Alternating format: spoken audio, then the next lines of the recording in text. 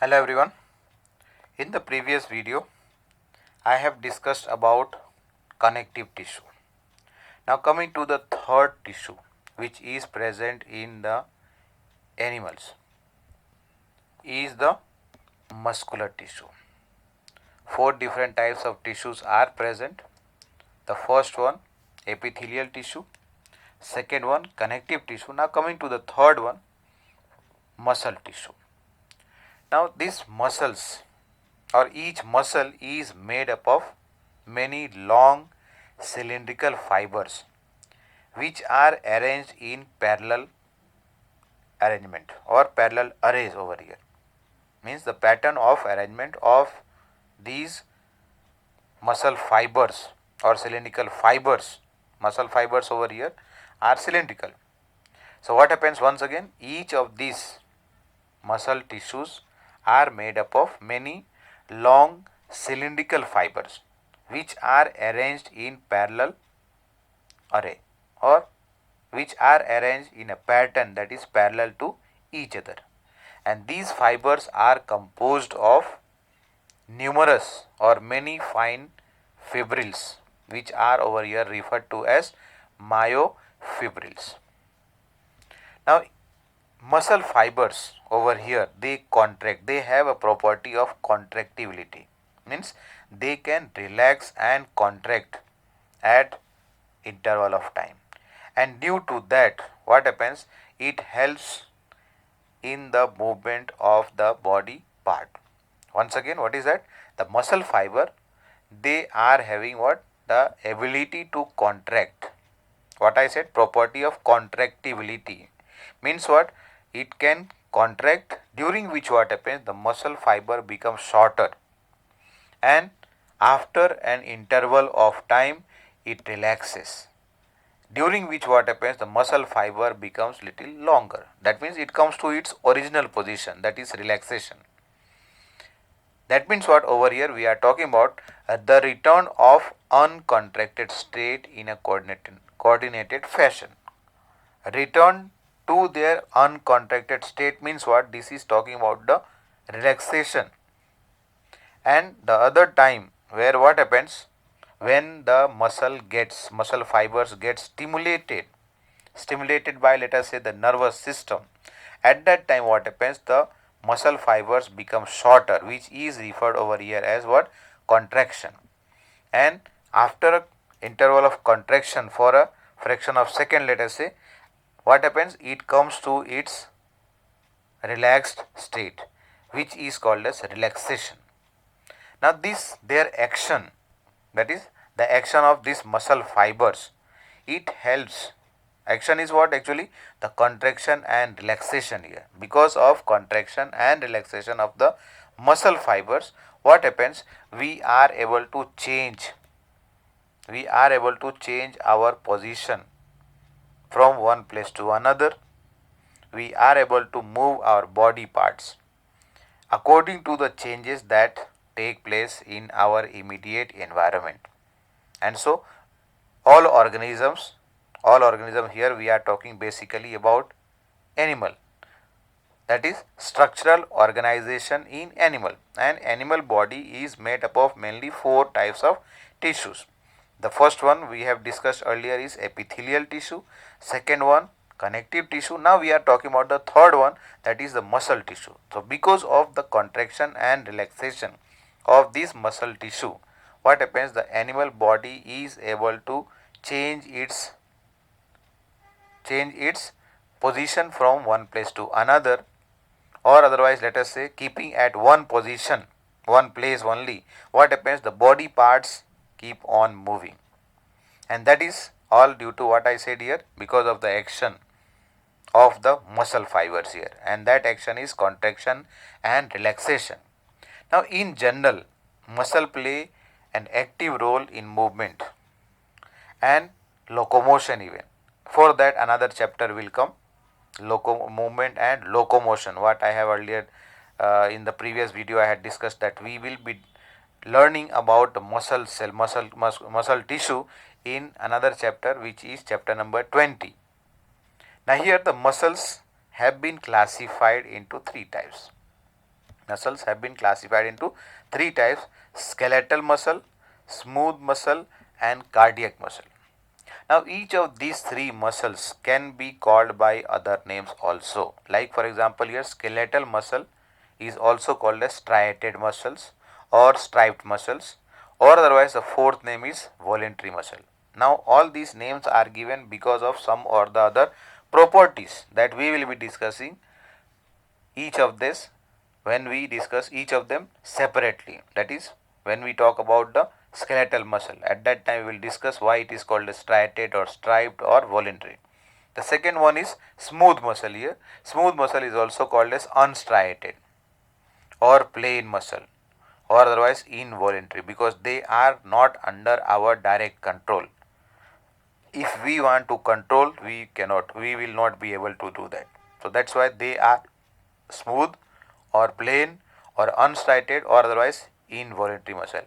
And the third one is a special kind of muscle which is present only in the heart, and that is called as cardiac muscle. So one by one, let us have a look onto each of these three types. But before we move further, over here myofibril had come. What happened here? Muscle fibers are composed of numerous fine fibrils which are called as myofibrils.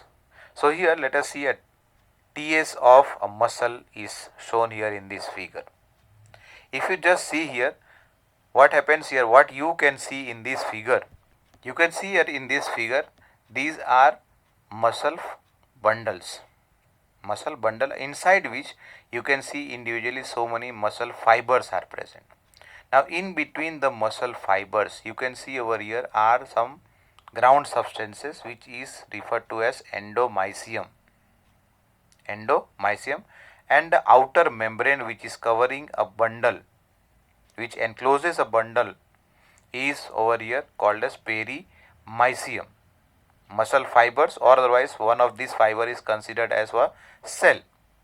Now in between here the ground substance is supplied with some nerve fiber, that is the neurons, and even the blood supply is maintained, so that what happens, the oxygen gas for respiration is supplied, and whatever carbon dioxide and other waste is formed here, that can be removed continuously from here.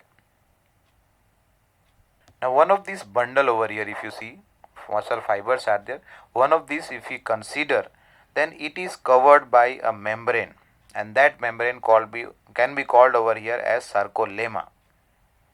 One of these can be considered as a muscle fiber which is covered by a membrane, like cell membrane, plasma membrane we have discussed earlier about a cell.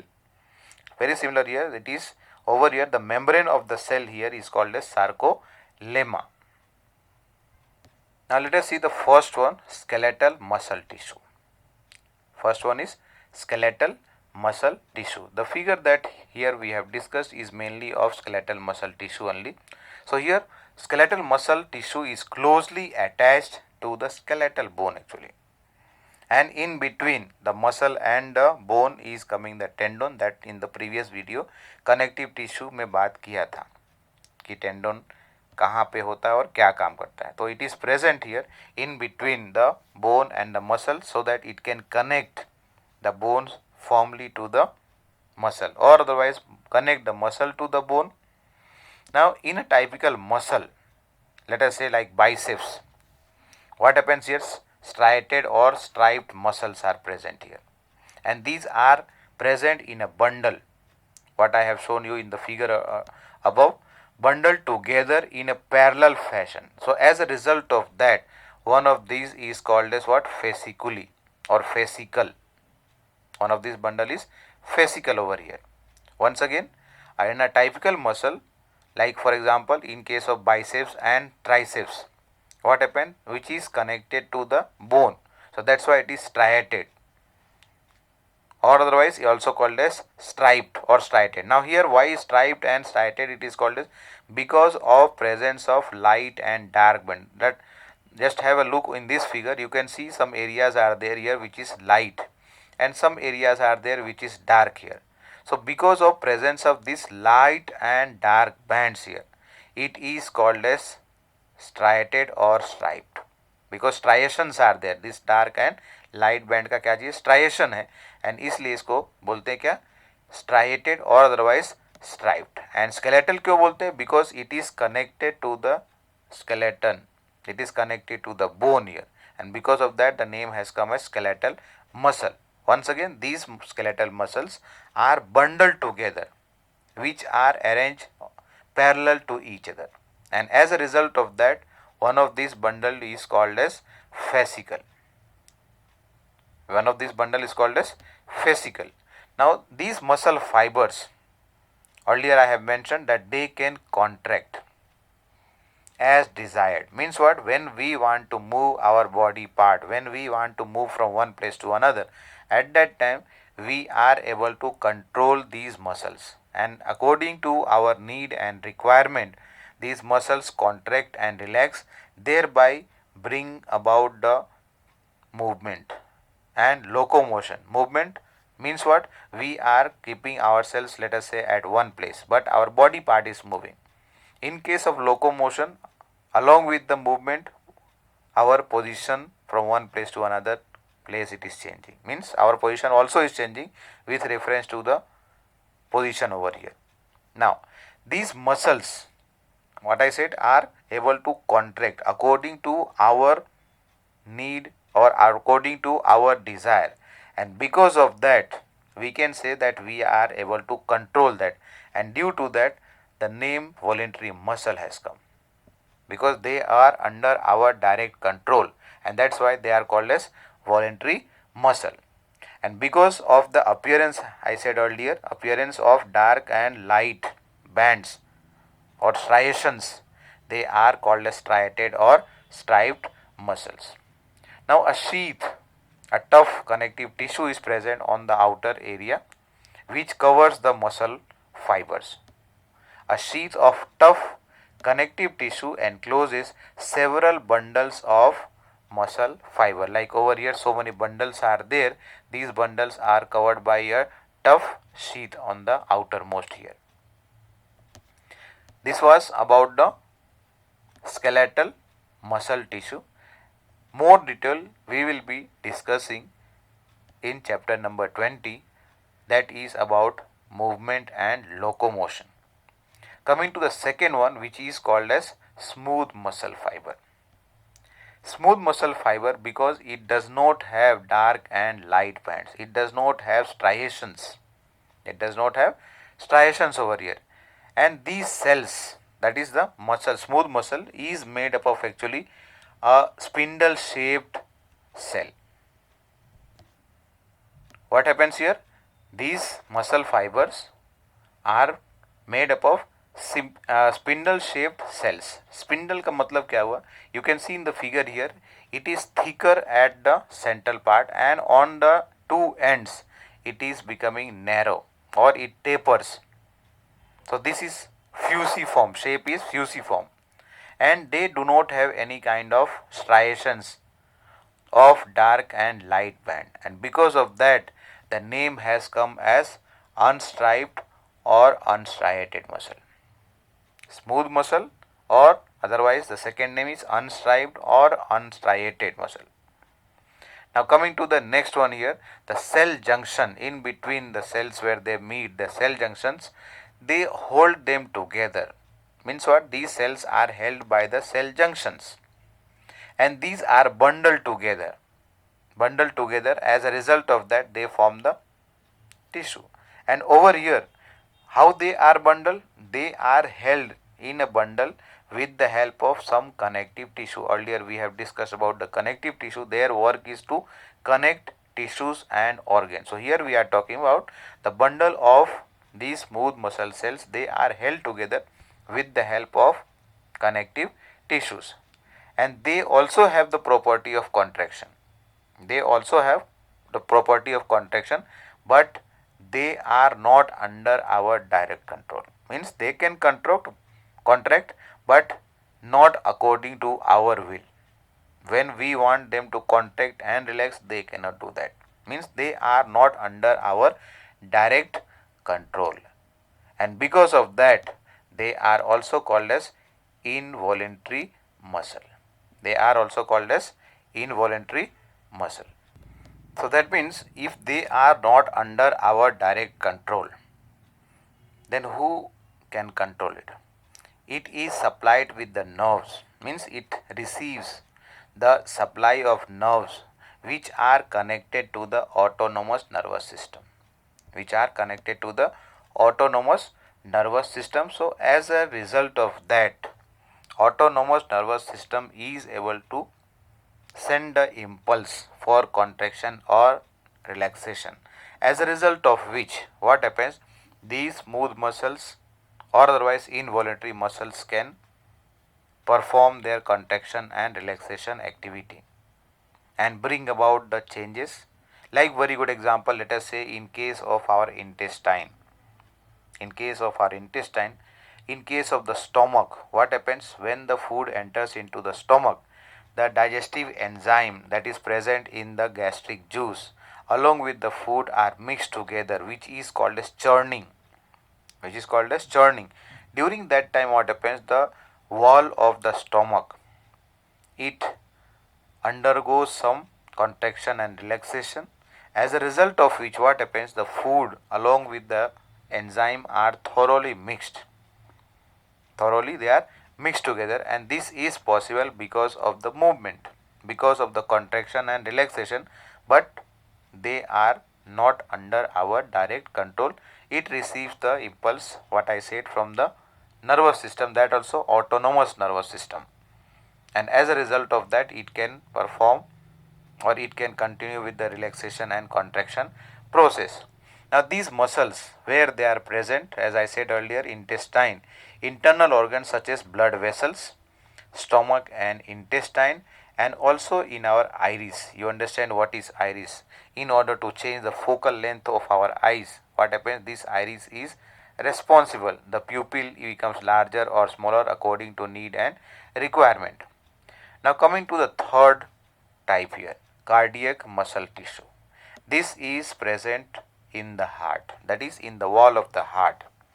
And also we have to note down one thing, that this is also present, means cardiac muscle tissue are also present in the wall of the larger vein.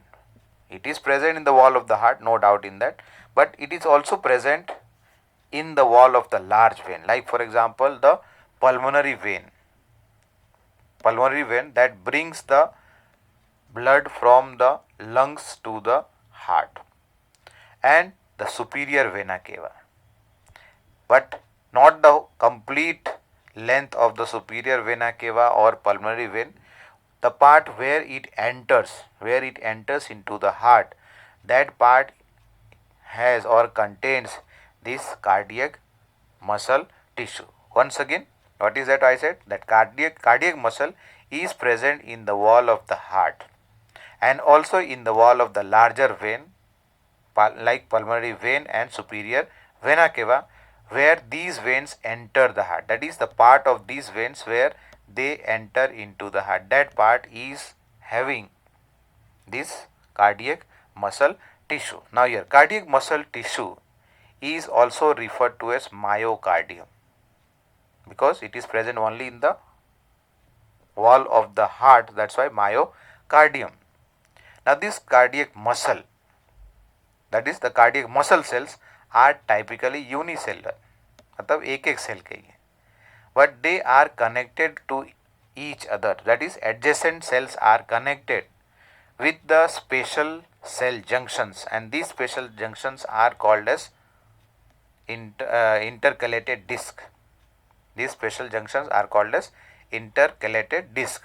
Now these cell junctions or intercalated disc, they fuse with each other. That is cell junction. They fuse the plasma membrane of cardiac muscle cell and make them to stick together. Means when the two cells, adjacent cells, are going to come near to each other, they are sticking to each other. As a result of that, what happens? The two cells are sticking together, and in between these two cells are present the cell junction, or otherwise also called as intercalated disc. and this part appears dark in color. Here you can see the dark part in the figure. So that dark part over here is referred to as intercalated disc. The leveling you can see here, intercalated disc, where the dark part you can see here. So under microscope what happens, this region of intercalated disc or cell junction appears dark in color, and the space in between the cardiac muscle cell, cardiac muscle cell के बीच में space है, तो उस space में क्या चीज है, it is occupied by endomysium, and this endomysium contains some cells like fibroblast, fibers like collagen and reticular fibers. Once again, the spaces which are present between the cardiac muscle cells are occupied by endomysium, and this endomysium is made up of, or otherwise it contains cells like fibroblast and fibers like collagen and reticular fiber. The cell junction or the intercalated disc we discussed here, I mentioned here above, the specialized cell junction and the arrangement of muscle, how the cells of these muscles are arranged, and in between the two cells where two cells meet each other, that part is cell junction or intercalated disc. Now this enables or helps the muscle to pass the impulse very fast to each other, means the adjacent cell you can say, so that what happens, the muscle cells are going to contract or relax at the same time. Means whatever cells are connected to, suppose that one cell is there, let us consider over here in the figure, this cell has received the impulse for contraction. So as a result of that, through this intercalated disc, the impulse or the message is passed to the adjacent cells. As a result of that, what happened, the adjacent cells also contract at the same time when they receive the signal. Impulse over here refers to the signal. That signal may come from the nervous system or endocrine glands because they produce hormones, and as a result of that, what happens, the muscle of the heart, it keeps on working, it does not take rest, it does not get rest, and because of that we can say that cardiac muscles are immune to fatigue. Fatigue का मतलब क्या हुआ, थकावट, means what, they do not get tired. You understand, if the heart muscles are going to get tired, what will happen to our life? Is it right here?